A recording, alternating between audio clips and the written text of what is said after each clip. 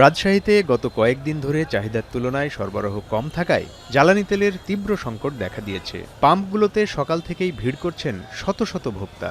তেল আসতেই দ্রুত ফুরিয়ে যাওয়ায় বাকি সময়টা বাধ্য হয়ে বন্ধ থাকছে অনেক ফিলিং স্টেশন।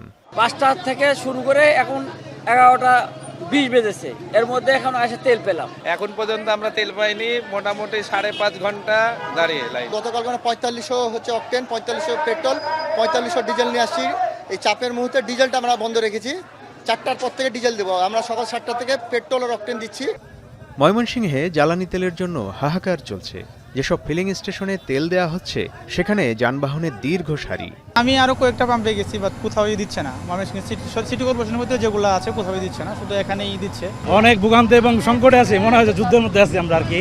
নারায়ণগঞ্জে জ্বালানি তেলের 4টি ডিপো থেকে রাজধানীসহ আশপাশের এলাকায় তেল সরবরাহ করা হয়। ডিপোগুলোতে রেশনিং করে তেল দেওয়া হচ্ছে। নিরাপত্তা জোরদার করতে মোতায়েন রয়েছে সেনাবাহিনী।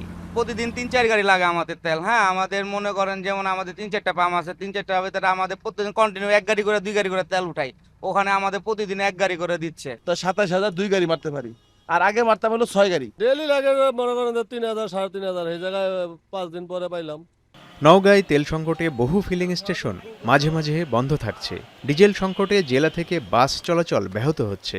ফেনীতে দীর্ঘ লাইনে দাঁড়িয়েও মিলছে না তেল।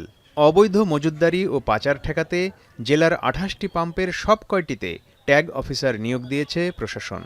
আজকে আমরা পঞ্চগড় সদর উপজেলা থেকে ফুয়েল কার্ড পেয়েছি মোটরসাইকেল চালানোর জন্য। তো এটা এখনো তো কার্যকর হয়নি। আমরা চা পাতা কাটা শ্রমিক, আমরা আগে তেল পাইতাম না, বোতলে তেল নিলে তেল দিত না। এখন এই ফুয়েল কার্ডের মাধ্যমে আমরা তেল পাচ্ছি। আমরা জ্বালানি তেল বিতরণে কিছু স্ট্র্যাটেজি অবলম্বন করছি। এক্ষেত্রে মোটরসাইকেল যারা চালক তাদের জন্য ফুয়েল কার্ড বাধ্যতামূলক করা হয়েছে। জেলা প্রশাসনের নির্দেশনায় আমরা কাজ করে যাচ্ছি। এ অবস্থায় জ্বালানির সুষ্ঠু ব্যবস্থাপনা নিশ্চিতে সিরাজগঞ্জ, পঞ্চগড় ও চুয়াডাঙ্গা সহ বেশ কিছু জেলায় শুরু হয়েছে ফুয়েল কার্ড বিতরণ। ২ এপ্রিল থেকে ফুয়েল কার্ড ছাড়া তেল দেয়া হবে না বলে জানিয়েছে প্রশাসন। তবে কৃষক ও চা শ্রমিকদের বিশেষ প্রক্রিয়ায় ফুয়েল কার্ড দেয়া হচ্ছে। এদিকে চুয়াডাঙ্গায় ফুয়েল কার্ড নিতে গিয়ে লাইনে দাঁড়ানো অবস্থায় অসুস্থ হয়ে এক ব্যক্তির মৃত্যু হয়েছে। ইবনুল কাইয়ুম সনি, এখন।